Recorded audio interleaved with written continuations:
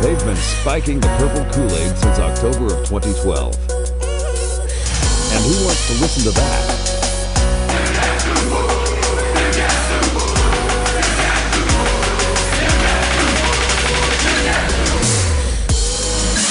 It's the EMAWdio Podcast. And now, here are your hosts, Grant Thome and Doug Rocheleau. Welcome to the EMAWdio Podcast. I'm your host, Grant Thome, and again, no Doug Rocheleau this go-around because we are continuing on with our previews for the upcoming opponent for the Kansas State Wildcats, and of course, it is Farmageddon week, and the Iowa State Cyclones up in Ames. And to help me preview the Iowa State Cyclones, my guest is a former walk-on turned scholarship running back, three-time academic all Big 12 for the Cyclones from 2009 to 2013. Probably most known for delivering that final dagger in double overtime to the Brandon Whedon-led number 2 Oklahoma State Cowboys back in 2011. But these days, you can find him as an insider analyst for the Des Moines Register, as well as radio spots on 1460 KXNO and Des Moines Channel 5. So, with no further ado, Jeff Woody, welcome to the show. I appreciate that you guys also call it Farmageddon. It makes it seem way less like one-sided, where like we came up with it. It's like a nickname that you call your friend that your friend doesn't actually like. And then you're like, can you knock it off? So I appreciate you guys actually also you call it Farmageddon. So it sticks.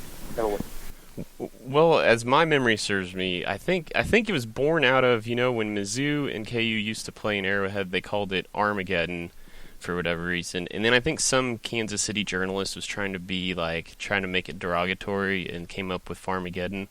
But then the K-State and Iowa State fan bases just latched onto it and just like, you know what? Let's do it. And I think that's awesome. Yeah, I mean, we'll embrace it, man. Yeah, I know I've seen on the internet people keep proposing different trophy ideas. I think they should take a Case International and a Gleaner Combine and cut them in half and fuse them together as the trophy. So you have a silver on one side and a crimson part of the other side of the trophy. But I don't think anybody's quite bought into that yet. Yeah, we'll see. well, Jeff, I wanted to start with the. Obviously, I've got a great opportunity in front of me to talk to a former Cyclone player, and so I think you're obviously going to bring such a unique perspective to this show, and especially now that you're far enough away from your college career where you get to play. Well, you're an analyst for the Des Moines Register, but you get to put on the fan hat as well. So I think you're going to have a pretty unique perspective when I ask, when we talk about Matt Campbell now still fairly early into his tenure up in Ames.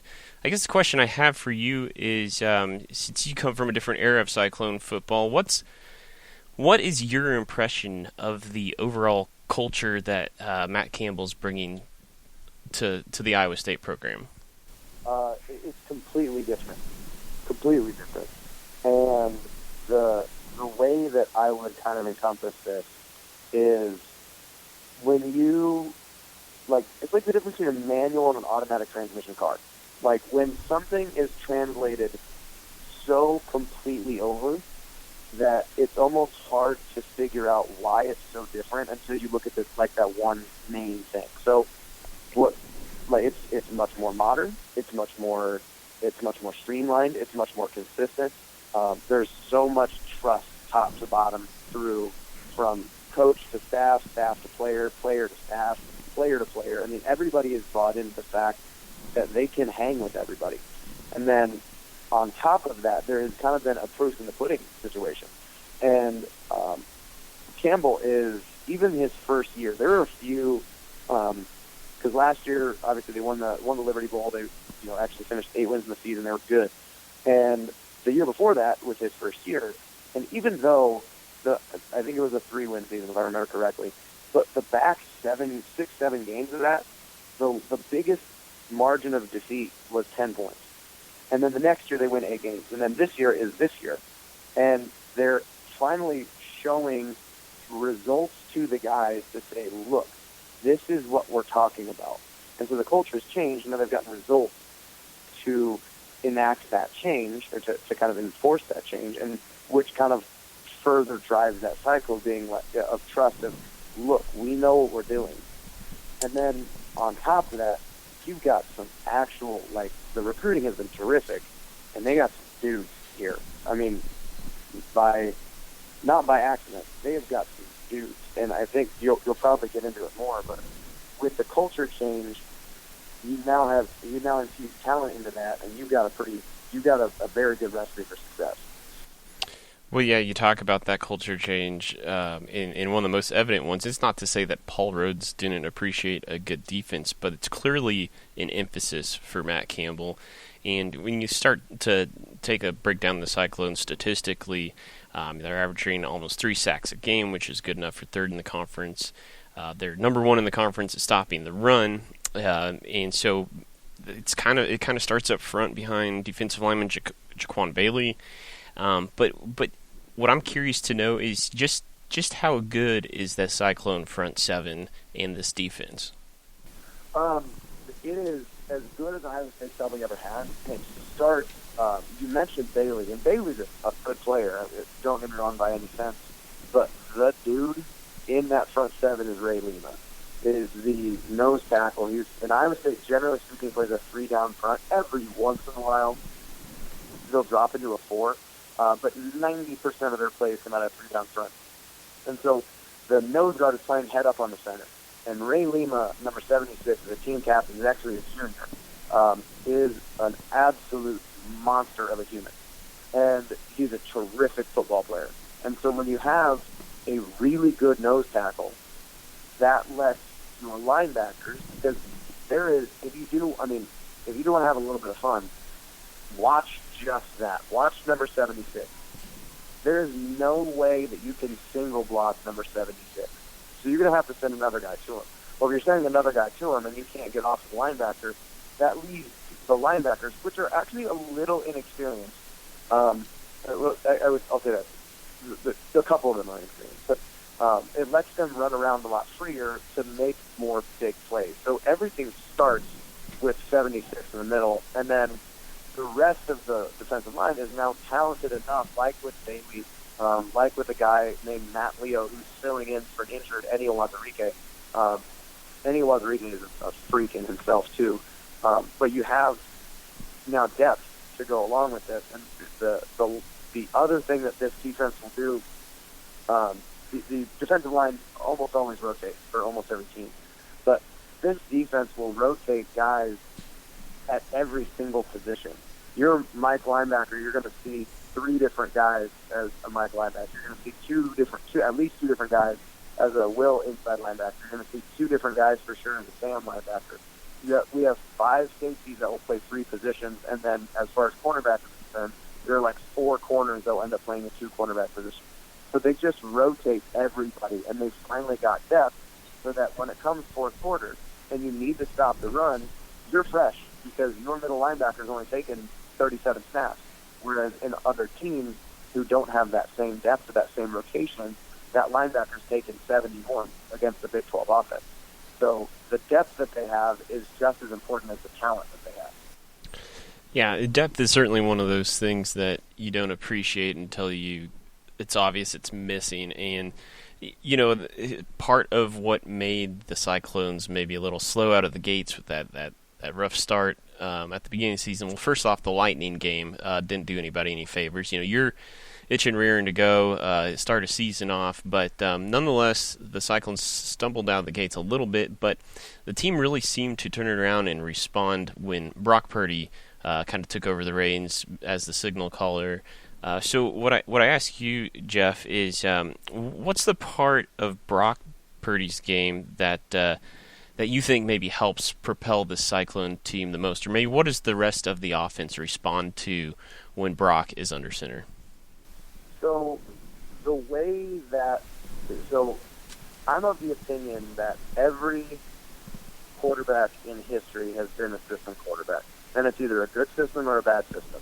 If Peyton Manning were to be asked to do what Michael Vick was asked to do, it would be a horrible fit. And he would do terrible. If Michael Vick was asked to do what Peyton Manning would do, he would be a horrible fit.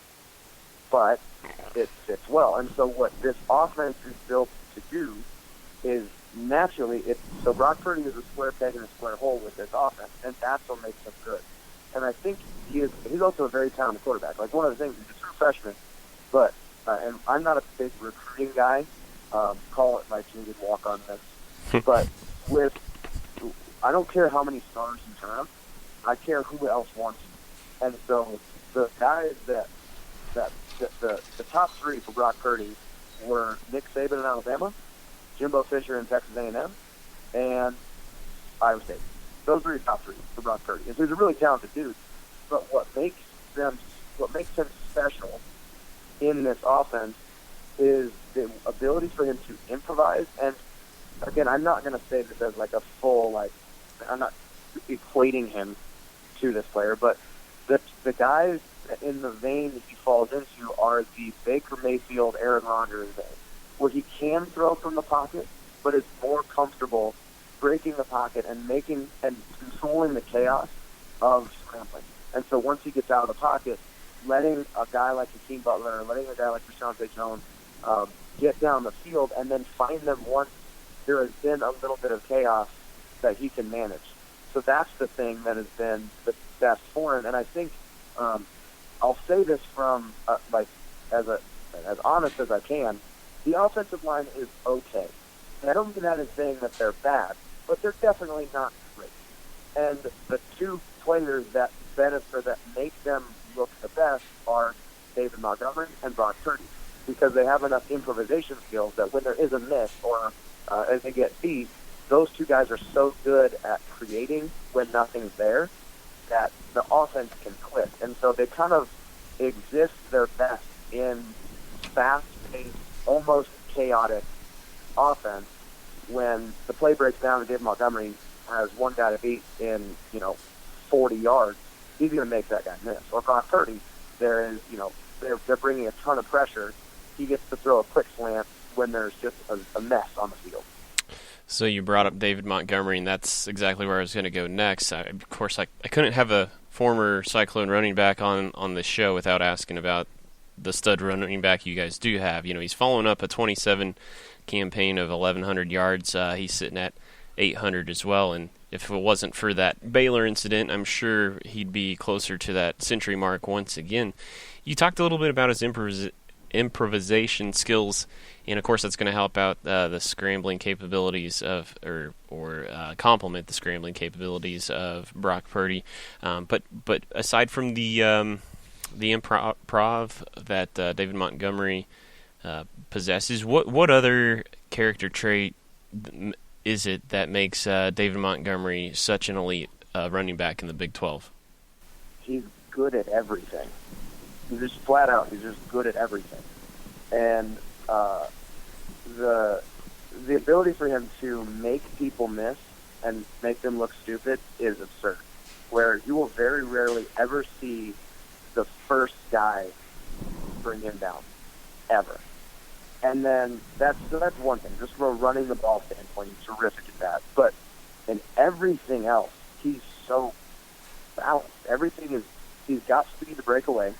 He's got power to break tackles, but he's a phenomenal blocker. I mean, if you have Kansas State's not notoriously known for blitzing a lot, at least from my experience with the Bill Snyder-led team.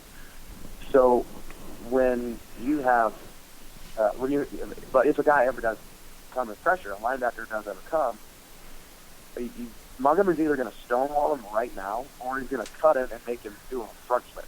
He's such a good blocker, and he's a terrific pass catcher. Like, what does he do well is he doesn't do anything poorly. That's the thing that's impressive about him the most, is there isn't a weakness in his game. That he is, just, again, everything is completely consistent. And that's the thing that's the most impressive about him. And I'm not usually one who prays on running backs a lot, but you can't find a thing this guy's not good at. Well, the guy behind him on the depth chart, and I may butcher this, but I'm going to do my best. Kene Nwangwu. Kene Nwangwu, yep. Okay, I looked up the pronunciation guide on Cyclones.com, but he might not get as many snaps at tailback as one would like, but is quite the threat in the return game. He's currently fourth best in the conference in terms of total yards, but first in the conference as it relates to the average yards per return. So what in Kansas State, who is usually good at special teams, is certainly having an off year this year, and especially the kickoff coverage team, which has been fairly solid in the past 3-5 years, is really struggling this year. So what kind of a threat really is EMAWdio at kick returner? A big one. It's he's not quite Tyler Lockett, because Tyler Lockett was the best I've ever seen do it, and I had to try and tackle him. The two guys that, when I was on special teams, that I had to tackle were one is Tyreek Hill and the other one's Kareem Hunt. Those two guys were fun to bring down. Javon Austin was another one that we had to do. So I'm not saying he's those guys, but what I am saying is he's a guy that he's probably the fastest dude on the team, and there are a bunch of fast dudes. But from an explosiveness standpoint, I don't remember what he was, 5 or 6 in Texas, but he's a 5'11", 6 foot running back. He won the Texas State high jump with a jump of 6'11", and he's like 5, like I said, 5'11", 6 foot. So when you look at that type of explosiveness, that's what he has. And so I think there's been at least 3 to 5 returns of 40 yards or longer. And if you get the ball up in the air, you give yourself a chance. But if it's a line drive, that dude is so fast that you will close off angles. Tyler Lockett is the best I've ever seen do it. So I'm not saying he's that good. But he is in the same vein where when other teams kick it to him, you genuinely ask yourself, like, what are you doing? Why? Like when Lockett was back there and you go, and someone does kick it to him, you go, good job, buddy. Well, I love the anecdote you gave about the high jump story. There's so much about track athletes. Obviously, sprinters is pretty obvious, but yeah, you're exactly right. The explosiveness that you'd have to have as a high jumper at that size. I love that. That's a great story. But Jeff, you've been really generous with your time, but I'll try to send you out the door here to kind of wrap things up. So, it's the non-original last question of the podcast. It always involves some sort of a prediction, but I'll also get your thoughts on if this potentially is Bill Snyder's last Big 12 game he ever coaches in. What would you say to him? And then, send us out the door with a score prediction. So I think what I would say to Bill Snyder is everyone around the country, and I can speak from us in Ames, respects the Kansas State Wildcat program because of the integrity that was brought by Bill Snyder. And I always give the same little anecdote. My favorite person to play against was also the best linebacker I ever played against, Arthur Brown. And the reason is Arthur Brown would always be so complimentary and would say, like, hey, great job, man, keep coming. Like, and encouraging talk on the field. And that's how the rest of the Kansas State team always operated around us, because they would always treat the other opponent, or they would treat the opponent with respect and consideration. And I think that comes directly down from Bill Snyder. So if it is his last one, if your legacy on Earth is leaving, not Earth, the legacy as a profession is leaving a place, a more character-filled situation than when you started, I think you lived a pretty good life and worked a pretty darn good job. So I think that's what I would say to Bill Snyder. And the score prediction for me is really weird, because the way that Iowa State runs their defense is, I dare you to run another play. And it's sort of if you can live in boring, you can be successful against this team, because you're going to be able to get 3, but it's very unlikely you get 8. So if you can live with 3, 3, 3, 3, 3, 3, 3, 3 all the way down the field, then eventually you can work yourself in the red zone and get boring. Kansas State loves boring. Like, the way they run their offense for ever has been 4 yards in the cloud of dust in 12ers. And so it seems like there is a situation that Kansas State can hang around in this game and make it really uncomfortable. But I don't know if this defense for Kansas State, outside of this one, what it seems like an aberration of last week, I don't know if the defense is going to be good enough to slow down a good and healthy Montgomery and good and healthy Hakeem Butler. So I would think that this living and boring starts to kind of get pulled out if they get down by 2 scores. So I'm going to say that I don't know what the line is or what the betting line is, but I would say probably I think they break the streak, but it's going to be within 8 to 10 points. So I'll take, for the sake of a score prediction, I'll go something like 28-22 in a weird game. Iowa State. Well, I think that's about what you can always guarantee when these two teams get together. Some sort of weird score, weird outcome, that's for sure. The Cyclones are well overdue. I'm afraid the streak probably ends too myself. But Jeff, thank you so much for your time and coming on the show. And I want to apologize too. I didn't give a shout out. The whole reason I was able to interview you was from my connections with CycloneFanatic.com. Don't give him praise. Well, I was going to give C-Dub praise before I was going to. Oh, okay. Yeah, that's fine. Yeah, that's fine. Sure. Yeah, Chris Williams does a great job running that site up there, and